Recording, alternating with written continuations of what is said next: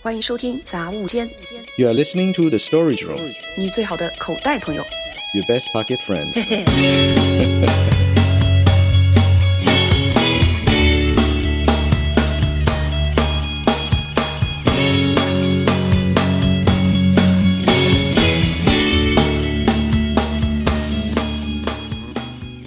嗨，大家好，我是 Linsey。 嗨，大家好，我是 Mark， 我来自于中国云南，直女为双。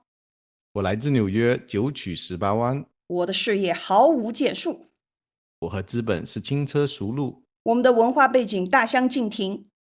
让我们来吧，让我们的思想互相碰撞，看看能擦出什么样的火花。好的，那 Mark， 今天我们很高兴、很荣幸请到了我们今天的第一位嘉宾 Danielle。Right? Oh. Danielle. So Danielle, would you please say hi to our audience? 大家好，我是 Danni 我来自纽约但是我家在中国16年你好。So yeah, we have to do this in English, like half English and half Chinese this time, because as you can see, like Danni has a very different personality when she's using English, no Chinese, right? Yeah. So Mark, we're going to talk about a very interesting kind of stuff, which is kind of related to you today. It's about Oh, so what's the topic today? Yeah, it's a fairy tale. In Chinese, we call it okay. 童话, right? And it's a funny thing that in China, we use 童话 to talk about it. Then it has to be some children thing, right? But in English, it might be a little bit different, right? So, because I heard you just wrote a book about this. Right. I think in a way, 童话 and fairy tale has a little bit different kind of minute meaning differences because 童话 in Chinese, I feel like it's more has to do with an entirely made up kind of story that's more directly related to the children. Where fairy tale sometimes, and I feel like it's more of something that's made up, but not necessarily has to be directly to the children. Let's say if a boy and a girl meet and then they fall in love and all that kind of fairy tale, we call that fairy tale as well, right? It's something that's imaginary. That's how I see it. So if it is just something like the children's book, right? Then we have to be very careful about what we teach the children, right? So Danni is working as a teacher as well. So I guess Danni would be like very careful about the content of the fairy tales as well, or children's book as well, right, Danni? Not really. No, I really? don't see. No, I don't see the necessity for that. I mean, I think that most of the content of these stories is already taken care of, so it doesn't really need my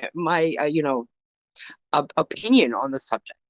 I mean, I do see a lot of changes to a lot of the the very old stories we have nowadays, where there's a lot less dark side to them. But I wouldn't necessarily like choose a story about Little Red Riding Hood where they don't actually kill the wolf in the end. Like I would prefer even for the children to let them kill the wolf.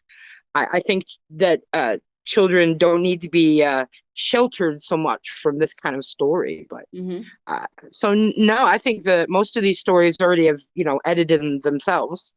I mean, of course I would read it first, right? If I found one that is obviously completely not for children, then I wouldn't read it to them. But yeah, So I don't think you're basically saying, Danni, you're basically saying that the publishers or the authors themselves, because it is catered to the children, so it's pre-filtered.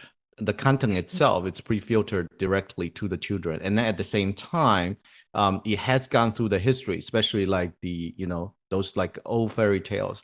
They've been through history. They've been kind of tried and true, right? So you don't need a lot of work. Yeah, exactly.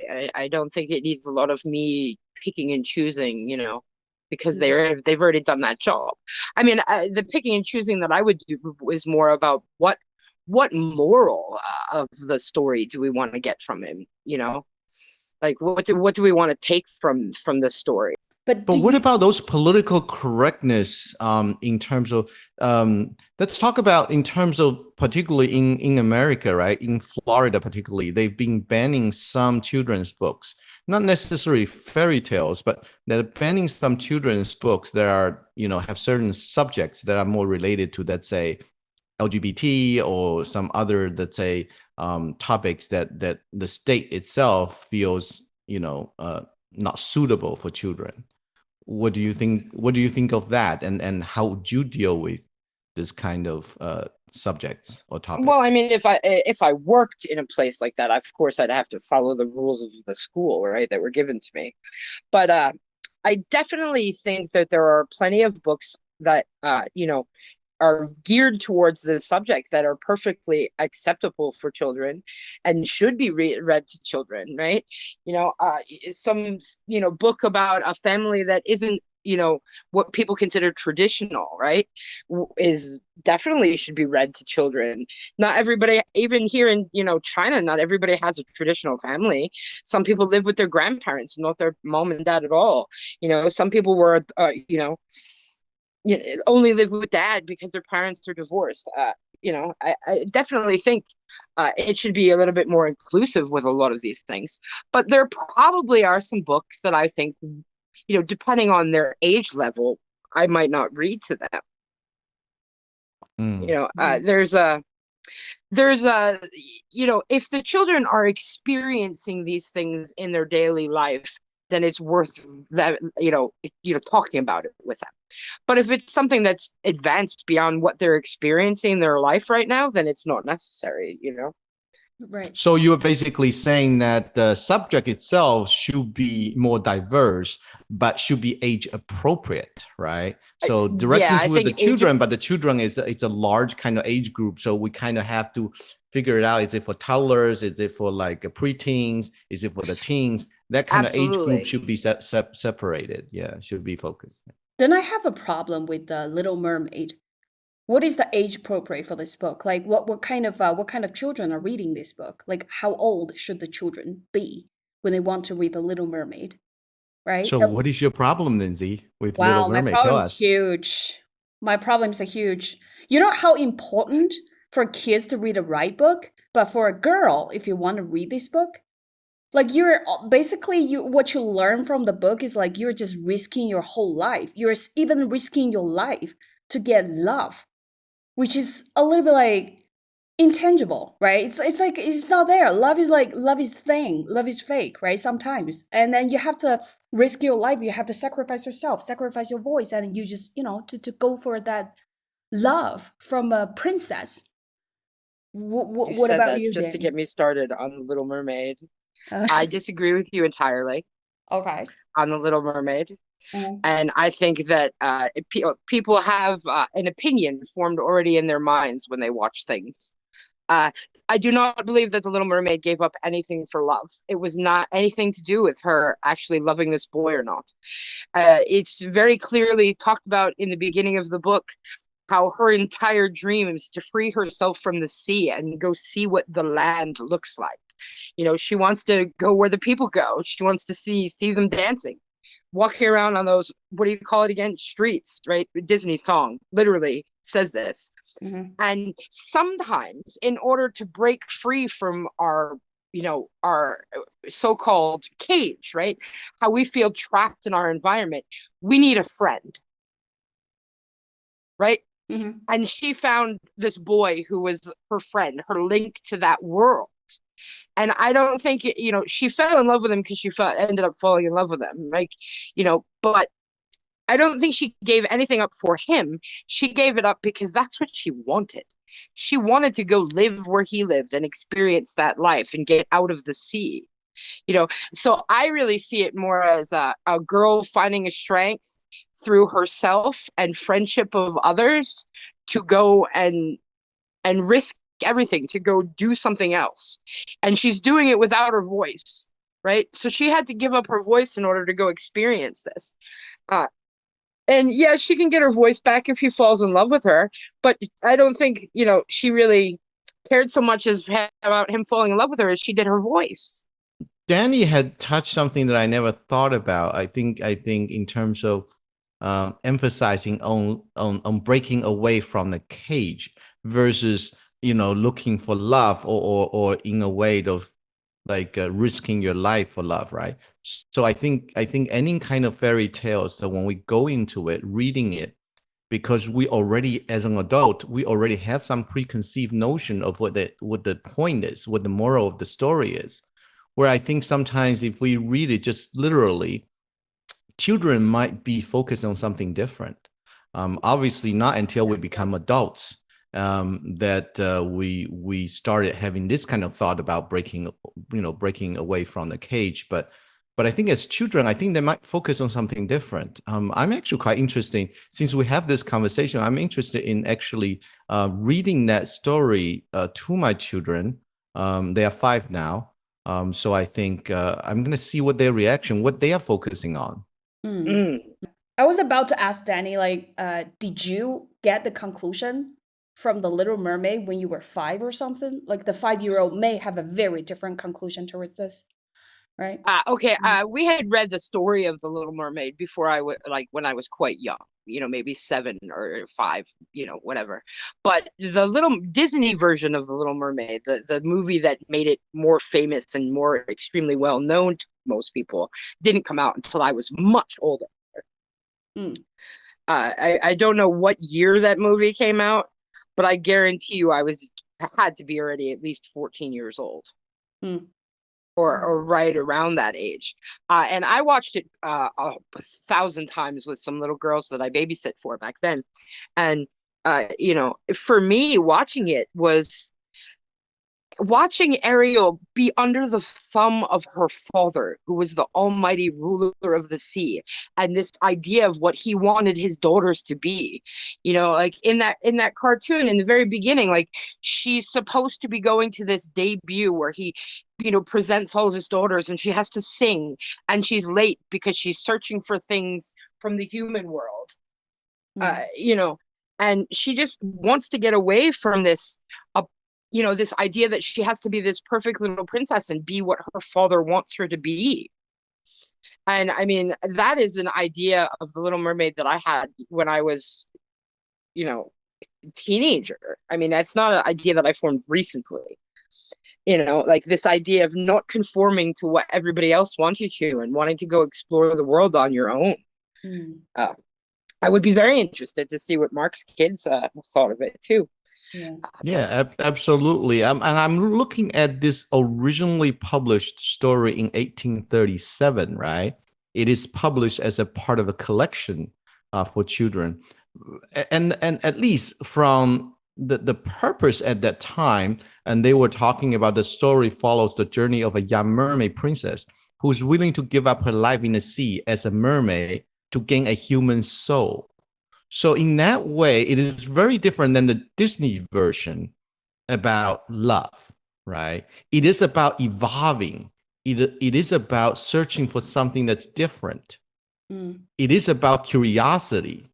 So I feel like sometimes if we're talking about fairy tales here, we are talking about any fairy tale has its own kind of original intentions that the author was trying to communicate, right? And then the current kind of Hollywood or kind of multimedia world are kind of trying to portray in a different light. I think that's something that we should also be aware of. Right. Well, I think even it being rewritten and translated by different publishers and such often can change the tone too, right? Because just changing like one simple word can change the whole meaning of something, right? If we use the word happy instead of excited, it can change it changes the tone. It changes the feeling. But when we're trying to introduce some kind of fairy tales to our children, we definitely want to educate our children in a way, right? So including what you guys said about the age appropriate or something. And then like what kind of books would you like to introduce to your kids? Like right now, Mark has 2 children. They're like 5 years old, right? So That's correct. What kind of fairy tales, what kind of 童话 you would like your kid to read? Are you talking about ancient fairy tales or modern fairy tales? Well, I think both, right? I mean, because in my opinion, like Harry Potter is a modern fairy tale. Yeah. Right. I believe it very is. Like, I think 200, 300 years from now, when people look back on this, they're going to laugh and say, oh my God, all these things and problems they're going to have with that story. But it's a modern day fairy tale. I think Star Wars is a modern day fairy tale too. They're just really long stories. Right, I mean, which brings back to what I was mentioning, right? About some kind of old fairy tales are much more geared towards children, where the young fairy tales, particularly Hollywood produced or even kind of very famous books, they're more geared really towards like teenagers or above, almost adults, you know. Very different kind of audiences, I think. Well, I think different fairy tales come in different flavors in that respect, right? Because almost like half of the cartoons we see nowadays, or even like comic book superheroes, they're all fairy tales in a sense, right?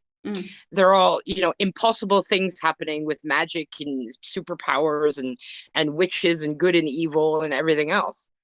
So, I mean, I would suggest that My Little Pony is even a fairy tale. It's a bunch of talking horses who do amazing things. Yeah. And it's also a fight of good and evil. So, I mean, that's geared very much towards the young, right? It's storytelling is as old as time, right? From the time that people could communicate, we've been telling stories. Like, what else did you have to do when there was no TV and no internet and nothing, right? All you could do is sit around a kitchen table and have some people sing songs, maybe do some dances and tell stories. So stories were there to entertain, to be interesting. And if they could teach you some things along the way, that'd be great. And I'd also like to mention that a great number of the very old, like Grimm fairy tales, like, the 19 or 80, whatever, 1880s, they're not always about princesses. To be quite honest, they're often about young men making stupid decisions because they're not listening. Yeah. But then, and of course, everything ends up wonderful, right? Like Jack and the Beanstalk. He's supposed to take the cow and he sells it for some magic beans. He made a really stupid decision, it seems, but it ended up good in the end, right? There's another story, I can't remember what it's called, but it's about a boy or a man who's bringing his cow, and he trades the cow for a horse, and then he has to trade the horse for a chicken, and he ends up with like nothing in the end. So it's not just about like princesses finding love, but it's also about young men making stupid decisions. So do you think we have the right to criticize the piece of work before? Do we have the right to Absolutely. I think we have the right to criticize anything. Right. And we should, right? The idea is to, number one, you read it as it is, and then you have to think about it, and then you have to really pick it apart as we grow older. I think that's what we do, right? In terms of what was the original moral that the author is trying to communicate. And just like what you said, like, I see something else, right? Somebody sees that Little Mermaid breaking away from the cage, right, of the sea. But somebody sees that they're risking their life for love, right? So, and then you pick it apart. You're basically saying, wait, why do we have to be someone who's devoting our entire life for love, right? So everybody sees it differently. It's going to look at it differently, and then it's going to kind of analyze it differently. So, but forget about fairy tales or anything. I think we should be critically, think of anything, analyze anything, and have the rights to criticize anything. Yeah. Yeah. When I was listening to you guys, because I asked you a question like, what kind of fairy tales you would like your kids to read, right? So you're the person who's going to choose children's book or fairy tales for them, and you're the one who's going to comprehend everything in that book, and you're going to get yourself prepared for all the possible questions that kids are going to ask, right? I think probably being a little bit less judgmental is better, I guess. Right? Like, just let the children choose what kind of books they like and try to explain a little bit more when it comes to very controversial part about this book. Like, probably for a 5-year-old kid, she or he would think, okay, the girl is risking her life to get love, then why do people have to do that, right? Then you have to explain that in a very delicate way then that's the parent's job. It's a lot of work. You have to get yourself prepared for the fairy tales as well.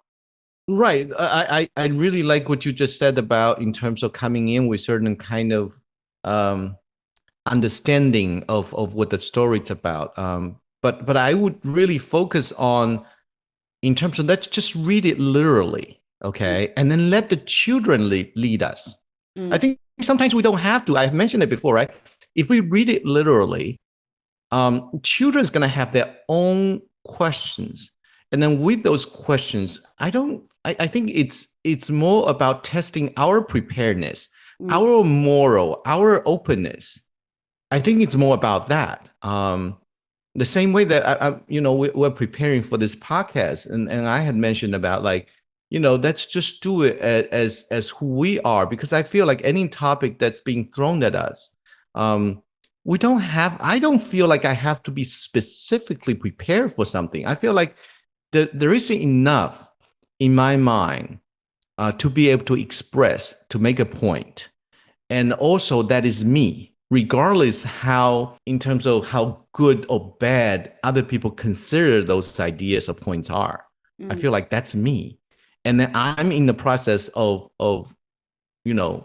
learning as well, right? So I would take that attitude towards the fairy tales, reading those fairy tales to the children, right? Let them ask the questions. We're going to explore those stories with them. I don't think we have to kind of make a conclusion of, what's the moral of the story? Let them it's gonna be chew boring. on it. Yeah. Yeah, let them chew on it and then see what leads them. Well, I mean, if you're reading too, of course, like I didn't watch a fairy tale on a TV or a movie or whatever. Is they're going to get their interpretation from the way it's viewed, right? But also when you're reading a story to a child, how you emphasize things and how you read it to them often is also going to matter, right? Like for example, every year in kindergarten, all the classes do a little play, and they're usually some sort of fairy tale story, like Three Little Pigs or Goldilocks and the Three Bears. And I didn't realize that I did it. But as we were reading Goldilocks in one of my classes, when it came time to pick who was going to be Goldilocks, who wanted to play her in the play, nobody wanted to be Goldilocks, right? And why would you think that would happen? Like, what would your reasoning be? Why the kids don't want to be Goldilocks? Your Well, I think there's certain kind of judgment already made, right? And those judgments were passed down by their parents, most likely. Right? Nope, it was passed from me. But can you guess what it was? That the reason why? You had a facial expression that could be interpreted as something negative when you were talking about the story. Yes, exactly. It was my reactions and my attitude towards it, and it's because I led them to believe that Goldilocks was a really bad little girl. Oh. She broke into somebody's house and ate all their food and broke their chair and then went to sleep in their bed without ever being invited. And my emphasis on words and my facial expressions and body language made them think Goldilocks was the bad person. Even and that might be true, but I definitely influenced that by how I read the story. Yeah, she was bad. She stole things and broke stuff from people's houses, so nobody wanted to be her. So can we make a little conclusion at this part? Like you don't really have to be that prepared just for a bedtime story, right? But you have to to control your facial expressions. Probably you have to still be delicate when you're trying to deliver information to kids. Probably, right? Maybe, especially younger ones, right? Or maybe not delicate, depending on like if there's a message in it that you would really like them to receive, right? Like, but they do make up their own mind based on how everything is perceived. So yeah, because I seriously hold a very different opinion from Mark, and I do think you have to get prepared. Probably I got the mindset because I'm a teacher as well, right? So like when I have to teach children something, then I have to get lessons prepared. So the storybook is a lesson to me, like we're teaching kids. When we're trying to read a story to kids, then it has to be some kind of teaching thing, right? But according to Mark, it could be a little bit too boring if you want kids to have a summary of this children's book, right? So we do have very different opinions because, yeah. I think preparedness is also a personality thing. Some people need to sit down and read a bunch of things and make lists and charts and graphs in order to be prepared. And some people just need to have a question in their head and then they're done. Right. Then now I'm wondering, your son is 14 years old right now. So what do you remember? What storybooks you have read to him before, like when he was like 4 years all old? Of them? like the Little Mermaid? Like, all of them? All of them? Yeah, I mean, for different ages, we read a lot of different things. We read a lot of. We read The Monkey King, which I think is very much a fairy tale. In the Journey to the West book. We read poems by Shel Silverstein. We read James and the Giant Peach. We read Little Red Riding Hood and the Three Little Pigs. And I mean, all sorts of what is it? The fox and the what's the one with the fox and it has the grapes and the birds trying to trick the bird with the grapes. Oh, the grapes. I forget what that one's called. Yeah, the Little Red Hen. Like we read all sorts of books when he was little. So I guess you don't believe in this kind of theory that the books your children read may shape their lives. You don't believe in that? No, I don't agree with that entirely. I mean, I think that of course, reading different books and everything is definitely going to add some thoughts and character and moral stuff to our children, right? I mean, we're just human beings are just sponges. We absorb what's around us, right? But I think maybe if you only ever read one book, it could have great importance. But I think reading many, many, many different books, I don't think one book is going to ruin everybody's life. Like I'm mad at Disney song, right? No, you're not. You just think that's a cool song now that you're older and you're looking back on things. Right. I don't think there's anything wrong with dreams and everything else, especially when you're 4. And I don't think there's anything wrong with a little girl wanting to dress up in a princess dress because she absolutely loves Elsa from Frozen. But it's definitely your job as a parent or as an educator to offer them more than just that throughout their lives and different things with different ideas and different opinions. So I think, I don't think I need to choose and very specifically think so hard about which books that I need to read. I just think read all of them. Right. I want to interject about reading all of them, right? The point is about exposing them to all different kinds of ideas, different kinds of characters, different kinds of morals. So they themselves as a unique entity, right? In terms of realizing that what they like and what they don't like and their own interpretations. I think that's more important, right? So I like how everything it's just a little bit of a flavor adding to a big dish, right? So if a dish is only, let's say, salty or sweet, it's very simplistic. What if there's a little bit salty and a little bit sweet? Guess what? That's, typically people feel like it's more flavorful. Gotta have some acid and heat, right? Right.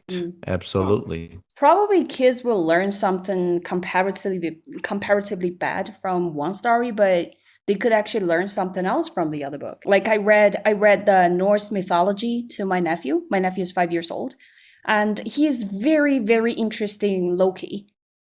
Loki is a mischievous kind of character in this show. But the thing is, he's very interested into this guy, and he wanted to be as mischievous as this guy, right? But somehow he's still, at the same time, he's still reading something else telling him to behave, right? And try to respect others and stuff. And somehow, it just works out. So we don't have to worry too much about like one or two certain books, probably. Well, my parents, I sent my kids to my parents most weekends, right? My parents are obviously more of a traditional kind of thinking what children should behave or how children should behave, what they should read or what they should kind of express and how they should talk, right?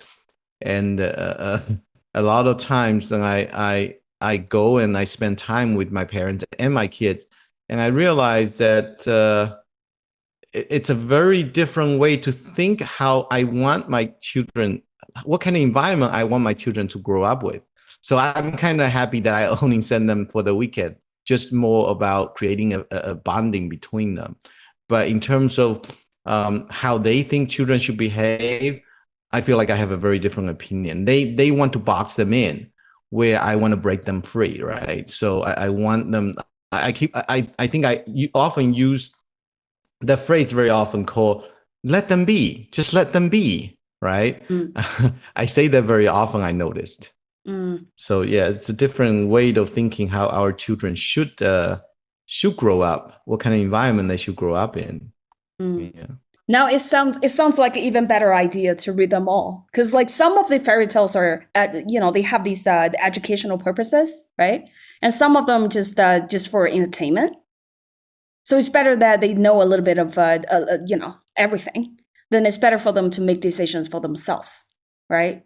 We don't want a kid to be like very, very uptight, right? A 5-year-old behaves like 50 years old. We don't need that, right? A child has to be a child, right?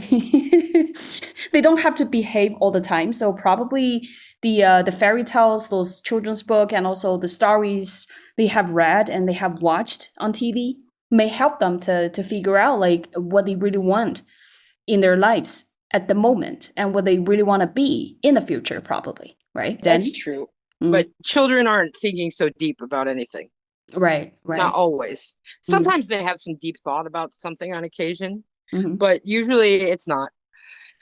And of course we want today's children to be different from the way our parents are thinking, right? Like society is different, right?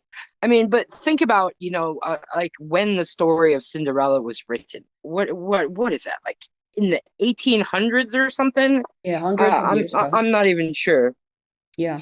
But it was a very long time ago. These stories were told. And life was very different for people then, right? So, I mean, did you really want to hear a story that was going to just be like, work hard and blah, blah, blah, and you can be anything, right? No, we wanted fantasy. We wanted magic. We wanted, an escape from our own lives and reality. So, I mean, stories about girls with beautiful girls in beautiful dresses, or boys who make some stupid decisions, but everything ends up working out beautifully in the end for them. Like, that's what a lot of these people needed, right? I mean, because we're talking about, like, you were probably 13 years old getting ready to be married off to somebody. And you were going to live your life the way it was already, written out for you, and it was going to be garbage. So you wanted this, this piece of magic, I want to say fairy tales allowed people to not lose the spark in their heart sometimes when life seems like it's really not that great.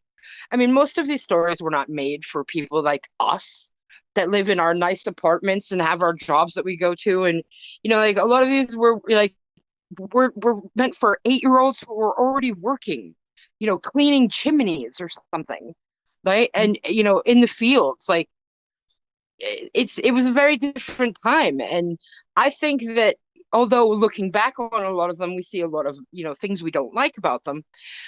You don't forget that their entire idea is to give kids a spark that life is not so dark all the time.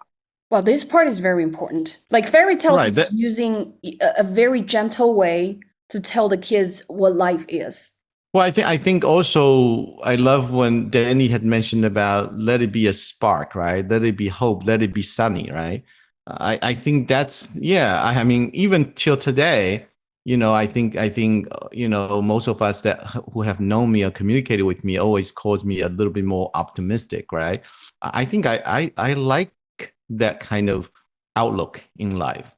I would say that if I were to be choosy, I obviously advocate on reading all the books, but if I were to be choosy, that I would like to choose a lot of fairy tale books or fairy tales that has happy endings, at least for now, right? All those dark, all those tragedies, all those, things don't work out. I'll leave them till the end. Let them be happy first.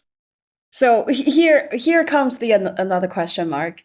If you were to rewrite a well-known fairy tale, which one would you like to rewrite? Like we because I'm a teacher, we always have these kind of activities during the class, right? If you have to rewrite something, and how would you like to make the story, right? If you're gonna choose like one story to rewrite, what a story would be. You don't like the sad endings, right? Well, I absolutely don't like sad endings. I like that phrase called, at the end, it will be okay. If it's not okay, then it's not the end. So for me, if the ending is not as happy as it should be, then it's not the end. I'm looking forward to the next chapter, right? So in terms of any kind of fairy tales that I can think of that doesn't have a happy ending, that I would rewrite. I would rewrite all the books that doesn't have a happy ending that I see fit. I would just continue, all those new stories, beyond that. Yeah, it's a lot of work. Rewrite. What would Danni rewrite? Is there a particular story that Danni would rewrite? I can't or think how of would you one. rewrite? I can't think of one. I really can't. Seriously? Not even Snow White? What's wrong with Snow White? Okay. Why? Okay. So here's a problem about the Snow White, right? The stepmother and the princess, right? The stepmother came into power. She got all the power in this country, right? She controls the whole country. And then still she's pretty concerned about her appearance. And she's like standing in front of that magic mirror and asking like, mirror, mirror, please tell me who's the fairest of all, and stuff like that, right? That part is kind of, don't you think, a little bit like sexist or something? Like, seriously, when a person, not only a woman, when a person just went on to the top of the world, and beauty is the only thing this person may care about. Are you sure about that? I don't. I find a lot of things not to be sexist when other people do. I think that it is a natural thing for most women in the world. Maybe that's because it's pushed onto us by sexism. But I think it's been quite natural up until the recent decades for women to covet youth and beauty. I mean, that's why women have all sorts of makeup and they have all sorts of operations, and they don't like to tell you how old they are. And to me, it's like, yes, you're at this top of this power as the queen, which if you knew anything about kings and queens of that day, queens didn't have any power most of the time. Not at all. But it shows that you could be that high up and you still want something. Right? And your idea of you still want because you covet her beauty and her youth, like it's just going to lead to your downfall to want so many things, right? Can't you just be happy with what you have? Like I see things in very different ways than a lot of other people. I still want to change this part into the stepmother would be standing in front of the magic mirror asking who's the most powerful person in the world. Then I'm going to challenge this person. Wait, okay. What did you say? That's not going to be Snow White. Like, you want to say who's the most powerful person? Ah. But isn't that this? Well, why would you want to change that? Then are you saying that a lady who could just be looking for the same thing as men do, like men typically looking for power? Well, the stepmother took control of the whole kingdom, right? And she got the power she wanted. Yeah, she's powerful already. But so she's not there's so many there's so many kingdoms in the world, around the world, right? Like I think like she okay. So she's supposed to have like more desire towards power, probably not really beauty, right? And Princess is like so freaking innocent. She's just being beautiful, and she got this poisonous apple, right? Right? Because that's what powerful people do. Oh, Is they that's pick on the dark. innocents and they poison them with their garbage that they give them. Well, that's pretty But dark. wait a second. If you want power, then there is no conflict to be had, right? Then because I don't know, like Snow White has no power, so it's not something that there is a conflict between something Snow White has where the stepmother doesn't, right? So beauty is something that she's losing, right? And as she's aging, and where Snow White is just getting more and more grown and more beautiful. So I feel like that's where the storyline is. It's about the conflict, right? The conflict about something that she's losing, that she's not having very little control of, right? Because for certain years before that, the mirror's answer is always that you are the most beautiful woman of all, right? But then suddenly when Snow White turned certain age and the answer changed, right? So she's gaining that part where the stepmother is losing. So that's where the conflict's coming in. So why would you change to anything else? Because if you change to power or wealth, that's not something that Snow White is gaining over her. So you wouldn't have the storyline later. So it would be a different fairy tale. I mean, I'm not saying you can't write a different fairy tale, but it would be a different fairy tale. Well, I mean, I think it's kind of pathetic for people to just pursue something that is so easily to lose, right? Like beauty is a thing that you're eventually going to lose. You're losing it on a daily basis. Why beauty? Why not power? If you want to maintain something, if you want to have something nice, then why not power? Why beauty? That's what I thought about this one. But well, I think power has a lot to do with your abilities. You have to do a lot of more has to do with a lot of work that you put in to maintain it, to gain it, to maintain it. But beauty is something that think about it. It's almost like as we're growing to a certain age, let's say I'm just putting an artificial age to there, let's say 25, right? As we're growing towards 25 and 30s, that's probably the apex of our beauty, right? Of our kind of youth.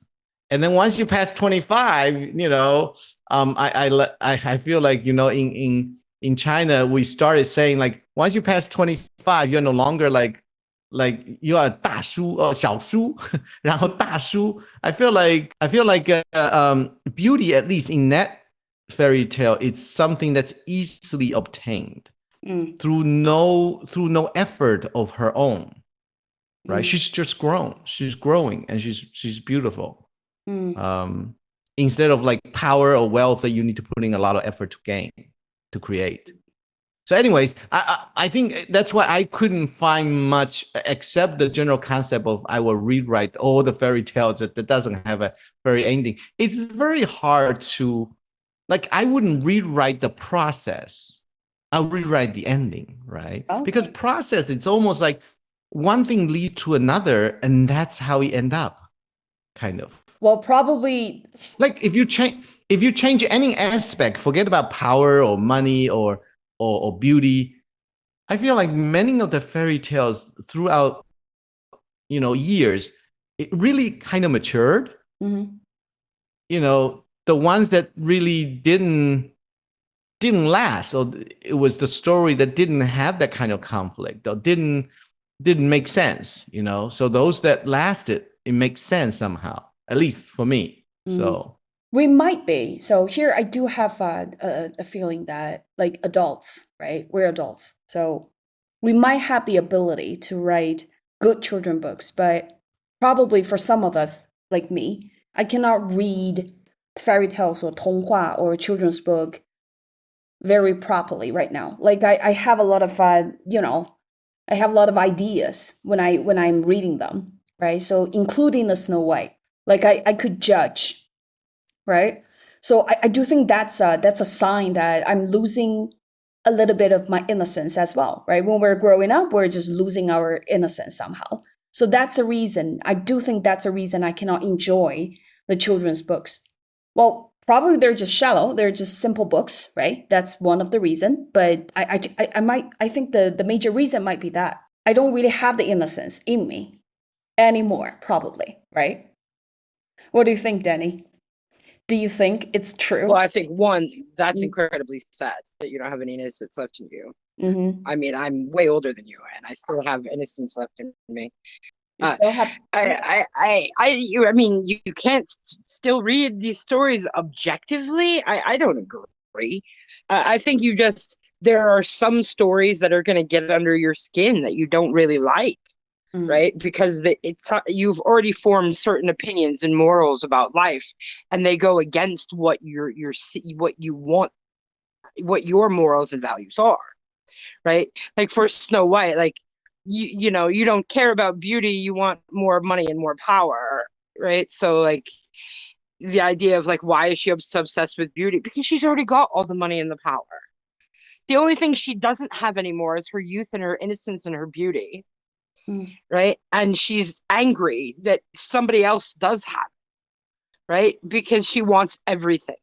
So she's mad that she sees like this person has the one thing that I want, right? Because I have everybody else. You don't care about more money if you already have that much money. Like, you only care about money so much when you don't have all of the money. Right.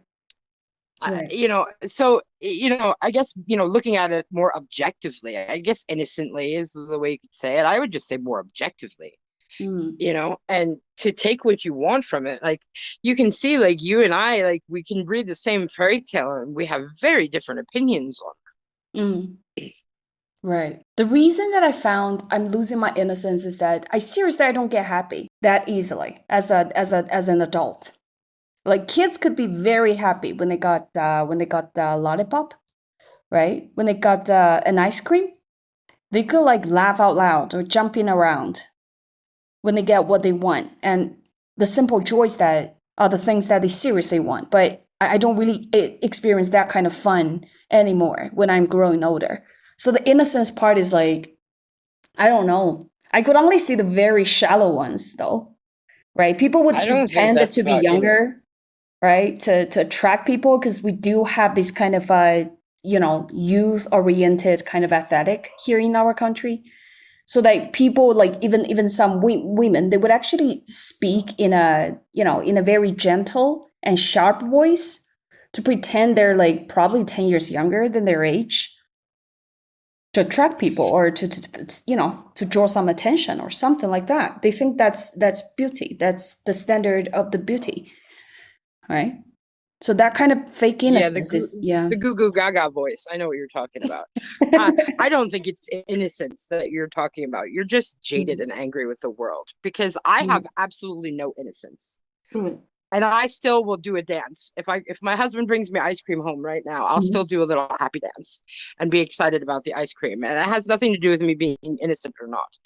It's just allowing yourself to still find absolute pleasure in little things in life. Like, I mean, why not? Some things are awesome. Ice cream is awesome. Lollipops are good, man. Like, you know. Wow. I still get super excited when I get super new cool stickers to give to kids. I mean, maybe that's because I share in their excitement. I don't know. But even when I'm not around kids, I have a more carefree look at in being able to enjoy the simple things in life. Right. So like the fake innocence would be out of the question though. Like we can tell. Right, Mark? Yeah. I think that's an oxymoron, right? There's no such thing as fake and innocence. I think the innocence is it's defined, at least an aspect of its definition is the truth, simplicity, right? I do know what you mean. Like there is this coveting of youthfulness that happens, not only with, you know, needing tons of makeup, cosmetic surgery to try and look younger, but often I see it in like buying things for the house, right? Like I want a new shower curtain, and why is it the only ones I can find are like really ugly with a bunch of flowers on them, and they're like not even nice flower ones, right? Or it's like little rabbit cartoons and teddy bears on everything. Like, why is everything have teddy bears and cartoon rabbits and stuff on them? Like, this one I will never understand, right? Like, yeah, I mean, you go into somebody's house and it's like they just have cartoon teddy bears everywhere. Like, it's like you're 40. Why? I mean, I understand like one or two or something, but it's just weird to me. It's like this need to want to be young. And your mindset has to be young when you are getting older, right? It's true that when people are getting older, they would like to wear the clothing that they didn't usually wear before, especially the sports wears, right? They would hate it, the sports wears, when they were younger, when they were in their 20s. But all of a sudden, when they turned to like 40 or 50 something, they started to dress like that, because those kind of sportswear could actually make them like feel younger or look younger. So this, I do think this is part of the reason that we see a lot of teddy bears and, you know, the floral patterns on the shower curtains or on the sofa, or even t-shirts or anything, right? People are looking for something cute, right? When you're accepting something cute, which means you're still young, people believe in that, because we do have this kind of aesthetic standards in our culture, probably, right? Yeah, this is weird as well, to me as well. Like, I think, okay, so like it's too childish for me, then I'm not gonna wear that t-shirt with the teddy bear. How ridiculous it is, right? But wait. I feel like that's almost like you are, in a way that you're telling us or telling me that you're losing innocence, right? Some kind of simple pleasure. In another way, you're telling me that, wait, certain things are too childish, right? So I feel like there is certain struggles in your head almost. Right. I feel like, okay, so I mean, at least from this conversation, I feel like, so I like teddy bears all around my, like, I'm sorry, but I'm a guy, but I still love a lot of stuffed animals. I just love it. So my kids love when I go to the store. They don't have to be the one who says, oh, I want that, right? I will be the one who says, oh, would you like that? Because I'm secretly actually telling myself, if they like it, I would have that. Because I feel like society is telling me that I'm too old to like stuffed animals, so I can live my life through my children, right? So if I am true to myself, I'm actually quite innocent by, at least from that aspect of loving stuffed animals, right? So why not? Like, actually, I'm being boxed in by the society, so why not? But in truth, I am innocent. I feel like I love stuff. I feel tremendous amount of joy. Just, I don't know, by hugging them. I'm gonna send you a picture with me. Like, I was in Costco, and I, at that time I didn't have kids, right? I basically throw myself into that whole box of stuffed animals. It's just fun for me, right? And then my partner took a picture of that. So I look at my smile there. That was pure innocence, right? So why not? Like, I still do. I think Linsey is geared towards more of a different idea of this, right? I think, like, absolutely. Like, I have my favorite t-shirt is a Care Bears t-shirt. My other one is Biggie Smalls, and all my kindergarten kids know he's the king of Brooklyn. That he's a singer and he's the king of Brooklyn. That's all they know. But anyway, I have my Care Bears t-shirts, and I have shirts with rainbows and stars on them, right? Because I think they're cool and I like them. But there's this, as a female, it feels like there's this thing that's pushed upon us about it. Like, we have to, like, want everything to be Hello Kitty themed in our house, right? Because of this innocence thing. And we have to, like, because innocence is cute and cute attracts boys. Like, it's one thing to come by your innocence naturally, right? Like, I'm going to always do a dance when I get some ice cream, right? I'm never going to stop that. But there's this other side of it where it feels like a pressure that you have to want to do these things, right? Like, you're not going to be cute if you don't puff your cheeks out and put a little peace symbol up next to your face when you take a photo, right? And it seems, for some people, it seems very natural, and that's really who they are. And other people, it seems just so fake. Mm. And I think that's what Linsey's getting at. Like, she can see through like this weird fakeness to it. And like, why is it that being cute, like a 7-year-old is what's supposed to be attractive? That's creepy in itself. And I think she's more along the lines of, if you come by your innocence and your, connection to your inner child, like quite naturally, then that's one thing. And it's another thing to have this idea of that's what femininity is. And that's what you need to be to attract, men, is you need to be like, oh, I don't know, I can't do math. Oh, teddy bear. Right? Like that idea of like, that's what we're supposed to be. And that's what femininity, what cuteness and beauty is. That's the part that grosses her out. Right. I want a simple joy in my life. I want the innocence, but I seriously don't want the fake ones. That's probably why I was struggling. Danny, you're right. I'm just trying my best to try not to be that fake when I wanted to, when I wanted to experience something, which could be considered sometimes simple. You gotta fake it. Yeah. Sometimes you gotta fake it till you make it, man. Like, I don't really like the what is that Elsa story? What is that called? Frozen. I don't really like that story.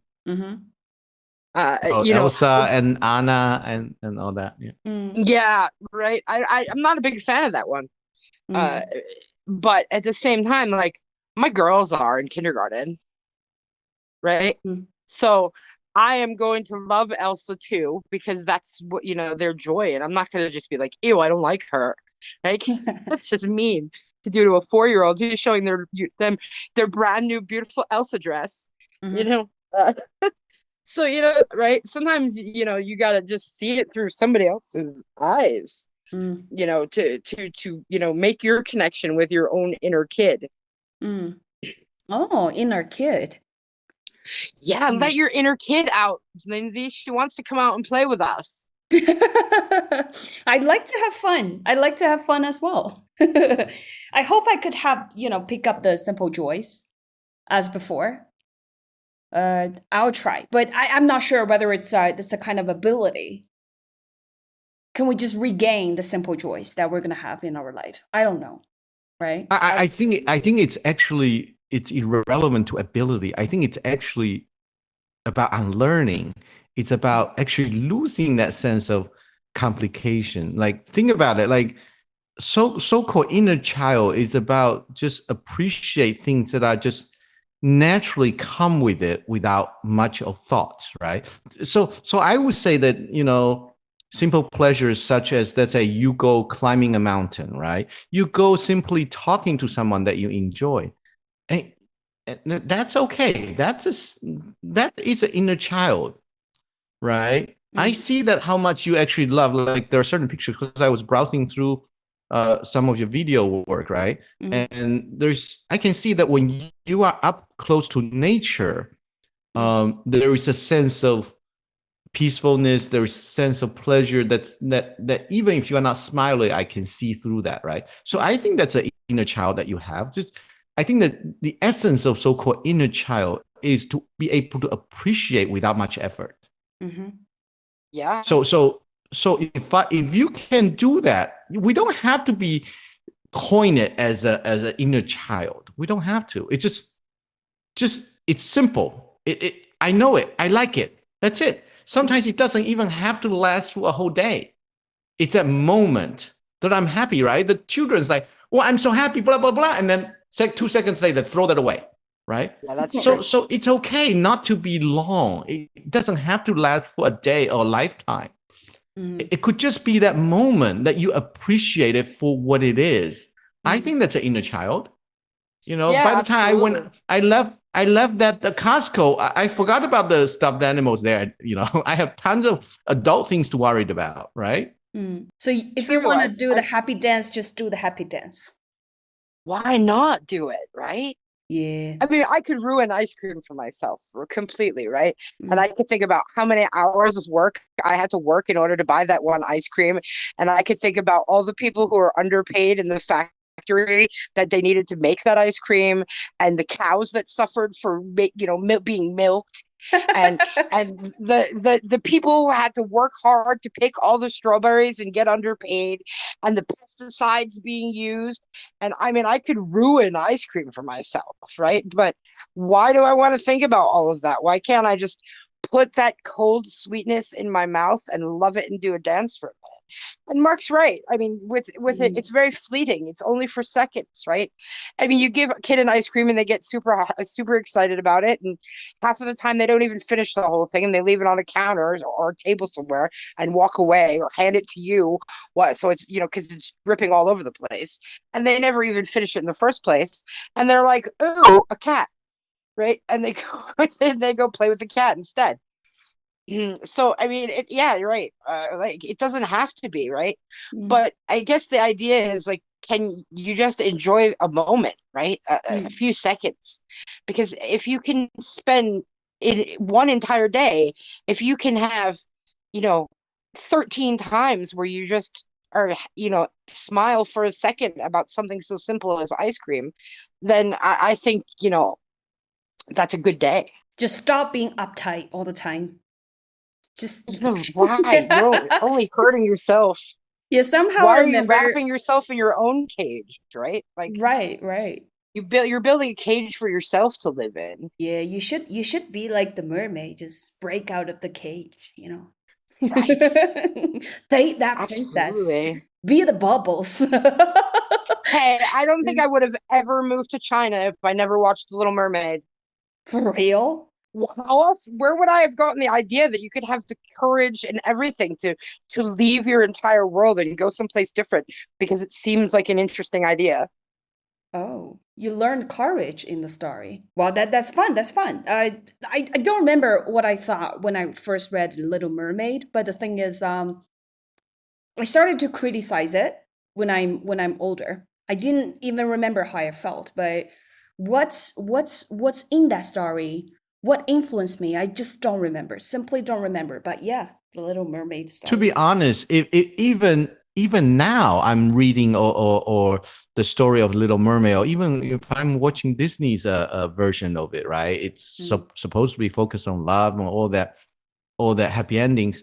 But when I read the story, my focus is really about, wow, there are mermaids in the sea, right? So I thought that's a fun kind of being, right? What if I were mermaid? Like, I'm a human that I want to experience mermaid's life. I can swim freely in the sea. I can see such a beautiful places that I've never seen on the land.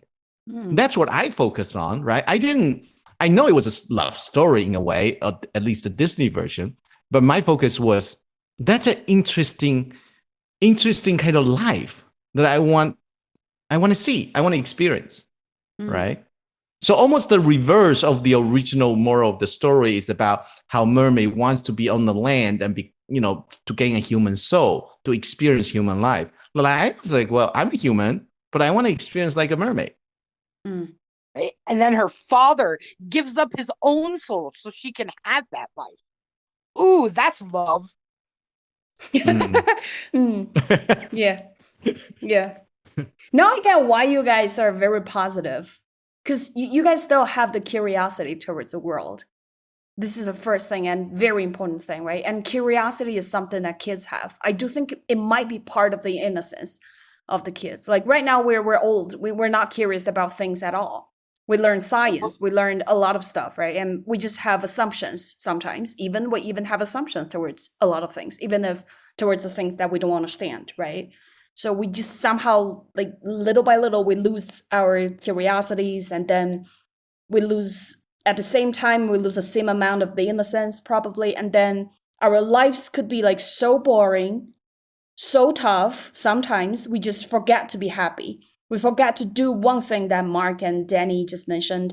We just forget to live in the moments, right?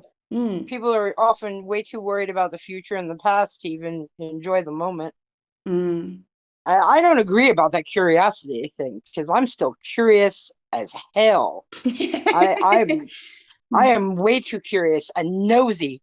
Like, like I would absolutely not leave me at your desk in your house and go into the bathroom because I'm opening the drawer. Hmm. I promise you.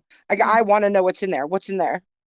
But no, I love like knowing how things work. And yeah, we learn some science stuff, but there's so much more to it to learn, and curiosity.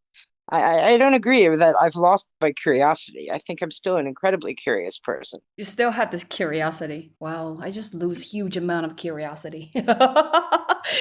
What about Mark? Do you still have the curiosity? Well, I would say I do, because let's just use a very very concrete example, right? So I'm obviously very interested in technology.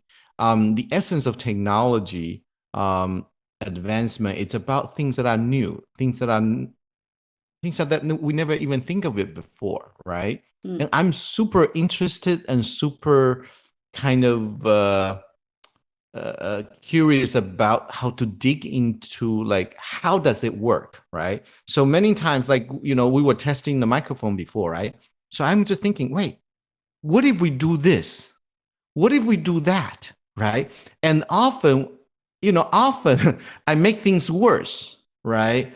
I remember when I had my first computer back in late 1990s anyways. It was very expensive at the time. It was like $2,000 a computer. At that time, it was very expensive.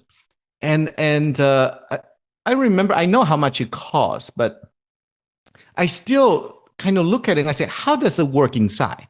Right? At the time, there's not a lot of knowledge about, you really shouldn't, it's a very delicate piece of machine that you really shouldn't be opening up. Mm-hmm. But I was just so curious, and I wanted to open up just to see what's inside first. Forget about how it works, right? So I wanted to know what's inside.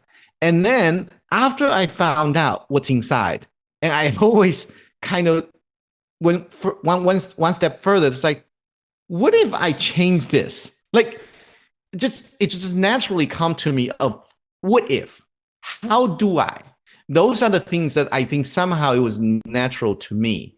I do think there's certain kind of innate kind of character in me, because my parents tend to want to box me in. Because my parents always tells me, okay, you shouldn't do this. You shouldn't make, if you do this, you're going to break it, right? Which I think this is what they educated me towards. But somehow, since I was little, I was always very curious of how things work. And that, I think, helps me to maintain that curiosity. And I can see on my kids, right? Two of my kids that they're very curious. Like, oh, what if we do this? We're playing Legos, right? So, Legos have an instruction book. Right. And on the instruction book, they tells you step by step how to put it together to become a piece of art. But I always educate them. I say, follow the instructions to the T, each single step. I say, once you finish, then you can change anything you would like to the way that you like. So I somehow at least feel that we should know how things work as it is. And then once you have enough knowledge of it, then you kind of break it apart. Then you create your own. That's kind of my philosophy through life. And I feel like, not to brag about it, I feel like this strategy has gave me a lot of kind of favors or advantages throughout different aspects of life. I don't come in with the intention of criticizing it, or I don't come in with the intention of breaking it, that I'm better. I want to learn what you do, that how you make it successful, how you make it the way it is. Then I'm going to incorporate my understanding and my knowledge that I want to make it better. I think it helped me a lot. So I'm trying to see if I can help my children on that path, is to figure out the framework of what it is and then break it apart and make it better. Right. Linsey, you should be able to understand that through the idea of art, right? Like I constantly, we have I work with a bunch of Chinese teachers, and all the homeroom teachers are Chinese in all of my kindergarten classes. But I teach art, and we're constantly having this argument where they're like, "Oh, they can't do that. Oh, they can't do that. Oh, they can't do that." And my idea is their artwork doesn't have to be perfect, but of course they can't do that because you've never let them put crayons in their hands. Right? The kids start to scribble and just make simple lines back and forth before we can ever make a circle. And how could we ever draw a human being if we can't make a circle? Right? Like learning fine motor skills with using our hands, right? They're like, oh, they're too young for scissors. No, they're not. You just have to make an art piece where the scissor work doesn't have to be perfect, right? Where they just cut a bunch of little random pieces and then stick it all on and make like a mosaic picture. Right? So I mean, you paint, right? Yeah. So I mean, if you didn't have any idea of color and shading, how could you possibly paint anything, right? Like, so I agree with Mark, you need to learn like the basics first, and then you can run with the idea and change it and alter it and make it your own. Right. So now if I want to conclude, like, how can you enjoy the simple fun, the simple joy in your life, right? One is stay curious to a lot of things, right? The second is stay your passion. Stop being uptight. If you want to dance, you just dance anytime you want. And the third one, Danny just mentioned, try to be creative after you have learned the basic skills. So you don't really have to be judgmental when you learn some basic skills. You still have a lot of room to create, right? To make something of your own. So that might be the secret of of how to actually get those simple funs in your life, to get the innocence probably in your life, I guess. I would continue on with your keyword. Actually, I think you've mentioned a couple of different points, but I think that word to me concludes today's conversation. It's simplicity, being simple, be at the moment. And I feel like as long as you are just simple, I think as adults, we need to unlearn a lot of things. We're constantly breaking apart in terms of what we had kind of being bombarded, right? Our parents, our teachers, our schools, our society, our friends, all those kind of elements influence us. But as we are putting ourselves together, building our own identity, I think to get the inner child out, or at least to keep it, I think we just have to remember to be simple and be at the moment. Let go is my only term I can think of. Is you just got to let everything else go. Like just be where you are at the moment. Yeah. Should we worry about our dance moves? We want to do the happy dance. No, why? Why worry about your dance move? Let it go. Let it go. Let it We go. don't really have to worry about the dance moves anyway, right? Just do the happy dance when you feel happy, right? Well, I've mentioned before, I don't even trust people who don't dance. Yeah, exactly. I still remember that. I'm gonna practice. I'm gonna practice on my dance moves. I'm gonna do the fancy ones when the first episode is finally on different kind of platforms. I'm gonna record that and send it to you guys. I'm still gonna do that. Do it. Yeah. We're still gonna do that. Well, I enjoyed the topic tonight, and thank you very much, Danny, for joining our show, and thank you very much, Mark. And anytime. Yeah, hopefully, we could just have fun anytime we want, and try not to live in this box, right? Right. As I said, like the original intention of recording the show is to share the joy that we have every time we have this conversation, right? I feel like it's not just about learning something from Danny or Mark or Linsey or something like that. It's just about, hey, we're having this fun conversation about digging into Linsey's brains and Danny's brains, and I just see what's there. Like it goes back to what I said, like, I'm just curious about you. I want to find out what's inside. So yeah. So I'm looking forward to more of these opportunities to dig into everybody's brains and see what's inside. It's pretty fun. Yeah, it's pretty fun. And thank you, Danny, and thank you, Mark. And we'll see you next time. We'll see you next time. Bye. Bye bye.